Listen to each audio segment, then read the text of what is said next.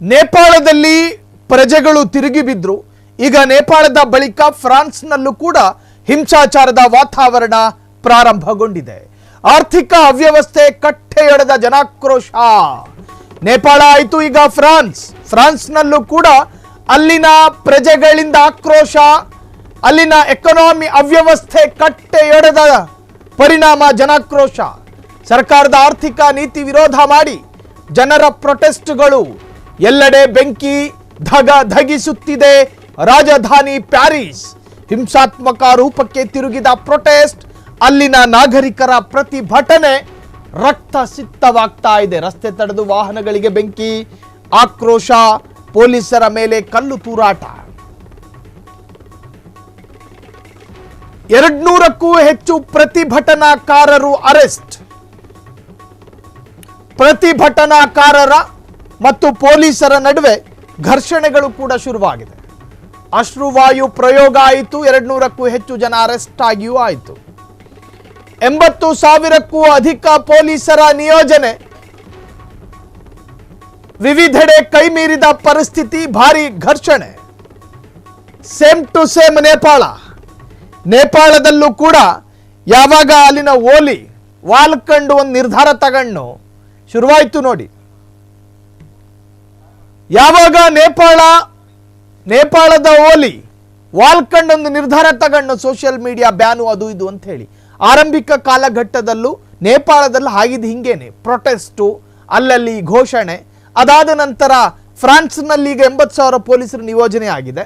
ನೇಪಾಳದಲ್ಲಿ ಇರೋದೇ ಜನಸಂಖ್ಯೆ ಕಡಿಮೆ, ಸೊ ಅಲ್ಲೊಂದಷ್ಟು ಒಂದು 8-10,000 ಪೊಲೀಸರನ್ನ ನಿಯೋಜನೆ ಮಾಡಿದ್ರು.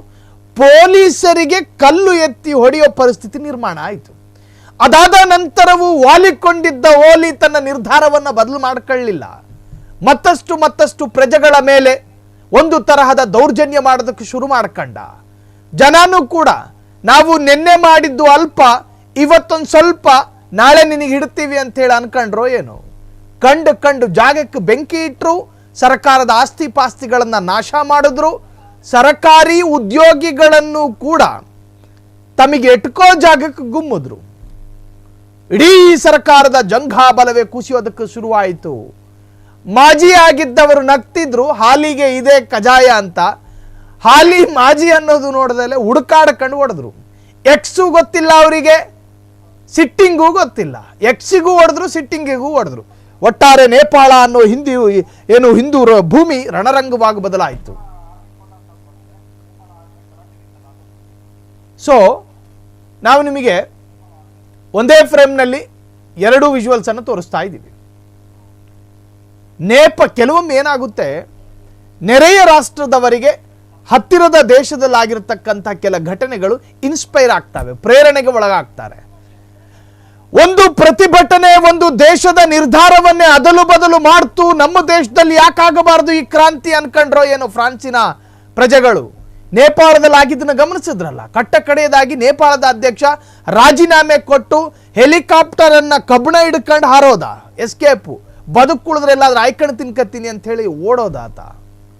ಫ್ರಾನ್ಸಿನಲ್ಲೂ ಕೂಡ ಈಗ ಹಿಂಸಾಚಾರ ಶುರುವಾಯಿತು ನೋಡಿ.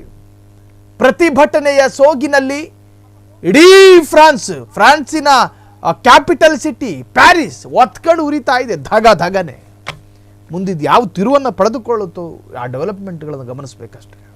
ಕ್ಷಣದ ಸುದ್ದಿಗಳಿಗಾಗಿ ಫ್ರೀಡಂ ಟಿವಿ ಸಬ್ಸ್ಕ್ರೈಬ್ ಮಾಡಿ, ಲೈಕ್ ಮಾಡಿ ಹಾಗೂ ಫಾಲೋ ಮಾಡಿ. ಹೊಸ ಸುದ್ದಿಗಳ ನೋಟಿಫಿಕೇಶನ್ಗಾಗಿ ಬೆಲ್ ಐಕಾನ್ ಮೇಲೆ ಕ್ಲಿಕ್ ಮಾಡಿ.